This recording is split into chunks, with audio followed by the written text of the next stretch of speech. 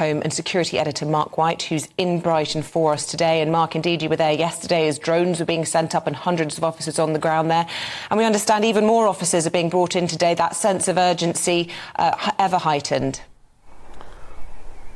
Yeah, what authorities are saying is that they haven't given up hope that this child will be found alive, but the longer this goes on with no trace of this infant, then clearly the much more precarious situation that child will be in, given the temperatures are absolutely frigid here this morning. Ice on the roads and the pavements. There's been a northerly wind that's been blowing across this area leading into the South Downs for a number of days now, and what authorities have been able to ascertain from Constance, Marten and Mark Gordon, even though they have not been cooperating with the police in their interviews, they have been able to ascertain that by the look of them, they've certainly been sleeping out in the open, sleeping rough effectively for quite some considerable time. So that's why the search operation itself is concentrated around open ground. There's a set of allotments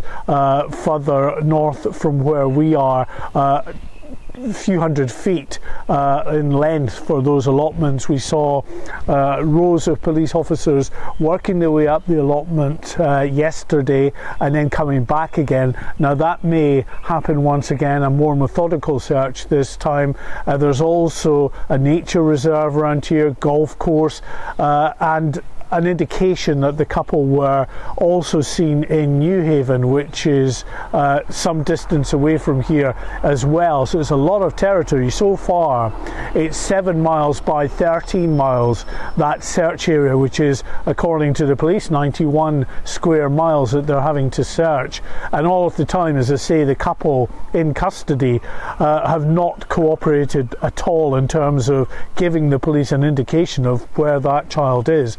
And that's why we got this rearrest on suspicion of gross negligence manslaughter, which of course is a very worrying development because it gives you an indication of where the detectives really are thinking in terms of their outlook for this young baby.